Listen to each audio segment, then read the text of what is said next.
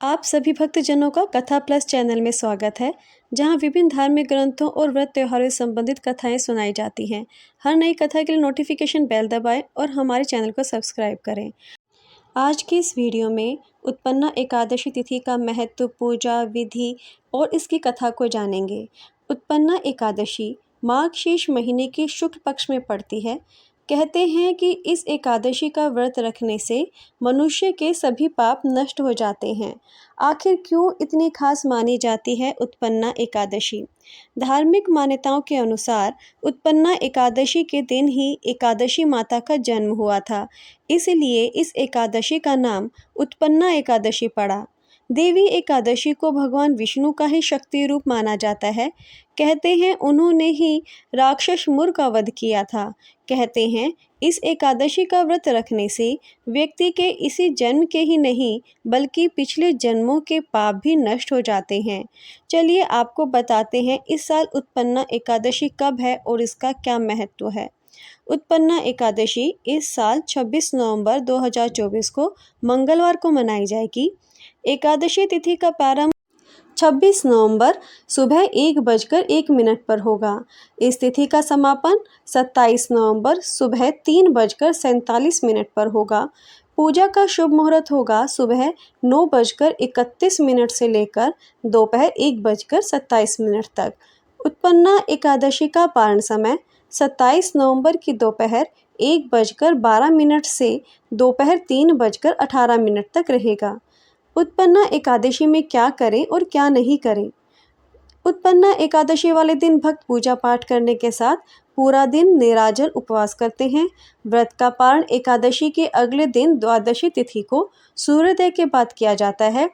इस व्रत का पारण हरिवासरा काल के दौरान नहीं करना चाहिए।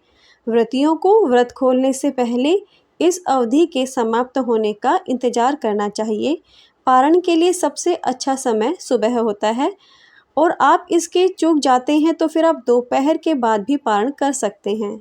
अब जानते हैं उत्पन्ना एकादशी पूजा विधि।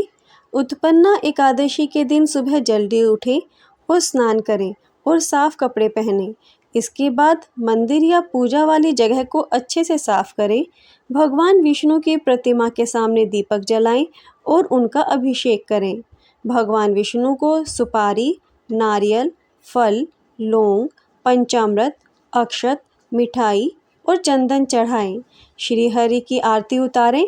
भोग में तुलसी के पत्ते जरूर शामिल करने चाहिए क्योंकि यह उनको बहुत प्रिय हैं। और साथ ही भगवान विष्णु के विशेष मंत्रों का उच्चारण कर सकते हैं। ओम अम वासुदेवाय नमः या ओम आम संकर्षणाय नमः। ओम नमो भगवते वासुदेवाय। ओम अम प्रद्युम्नाय नमः। ओम अह अनिरुद्धाय नमः। ओम नारायणाय नमः। आप इन मंत्रों का उच्चारण भी कर सकते हैं। आइए अब सुनते हैं उत्पन्ना एकादशी की व्रत कथा।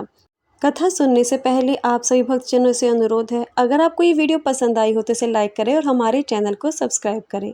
अब सुनते हैं उत्पन्ना एकादशी व्रत कथा। पौराणिक कथा के अनुसार सतयुग में एक मुरमुर नाम का दैत्य था। वह बड़ा ही बलवान और भयानक था। उसने अपने पराक्रम से इंद्र समेत अनेक देवताओं को पराजित कर दिया था और उनको स्वर्ग से भगा दिया। मुर के आतंक से परेशान सभी देवी देवता भगवान शिव की शरण में गए और उन्होंने उनसे राक्षस का वध करने का अनुरोध किया। भगवान शिव ने कहा कि आप सभी जगत के पालनहार भगवान विष्णु के पास जाएं। भगवान शिव के वचनों को सुनकर सभी देवी और देवता क्षीर सागर में भगवान विष्णु की शरण में पहुँचे। भगवान विष्णु से निवेदन करने लगे और कहा कि वे मुर से हमारी रक्षा करें। हम सब आपकी शरण में आए हैं। भगवान विष्णु ने इंद्रदेव से पूछा, ऐसा कौन सा दैत्य है जिसने सभी देवताओं को जीत लिया है? उसका नाम क्या है? वह कहाँ रहता है? इस बारे में विस्तार से बताओ। इंद्र ने कहा कि मुर नामक राक्षस चंद्रावती नगरी में रहता है। वह नाड़ी जंग नामक राक्षस का बेटा है। वह बड़ा ही पराक्रमी और विख्यात है। इंद्रदेव की बात सुनकर भगवान विष्णु ने कहा कि वह जल्द ही मुर का संहार करेंगे। तुम सभी उसकी नगरी चंद्रावती पहुँचो। श्री हरि का आदेश पाकर सभी देवी और देवता चंद्रवती नगरी की तरफ चल दिए। कुछ दूरी चलने पर मुर राक्षस अपने सैनिकों के साथ धरती पर जोर जोर से गरज रहा था। उससे डर के सभी देवी और देवता चारों दिशाओं में भागने लगे। तब श्री हरि विष्णु उससे युद्ध के लिए आगे बढ़े। उन्होंने अपने अस्त्र शस्त्रों से उसकी सेना को छिन्न भिन्न कर दिया। भगवान विष्णु और मुर के बीच में लगभग 10 साल तक युद्ध होता रहा, फिर भी मुर नहीं मारा गया। भगवान विष्णु थक कर बद्रिकाश्रम चले गए। वहां पर भगवान विष्णु हेमंत नामक सुंदर गुफा में विश्राम करने लगे।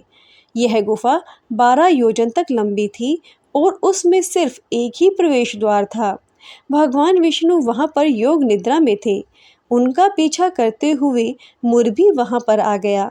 भगवान विष्णु को योग निद्रा में पाकर उन पर हमला करने के लिए आगे बढ़ा।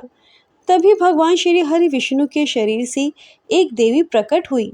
उन्होंने मुर के साथ युद्ध किया और उसका संहार कर दिया। युद्ध बीत जाने के बाद भगवान विष्णु जब योग निद्रा से बाहर आए, तब उन्होंने देवी को देखा।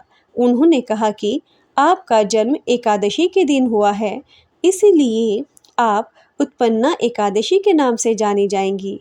जो लोग आपकी पूजा करेंगे वह हमारे भी भक्त होंगे। तब भगवान श्री कृष्ण ने युधिष्ठिर से यह कथा सुनाते हुए कहा कि जो भी व्यक्ति एकादशी का व्रत करता है उसके पाप मिट जाते हैं, दुख दूर होते हैं और मृत्यु के बाद उसे परम गति की प्राप्ति होती है। साथ ही भगवान श्री विष्णु के श्री चरणों में स्थान प्राप्त होता है और उसे मोक्ष मिल जाता है। ओम नमो भगवते वासुदेवाय नमः। अगर आपको ये वीडियो पसंद आई हो तो इसे लाइक करें, शेयर करें और हमारे चैनल को सब्सक्राइब करें। Thank you for watching this video.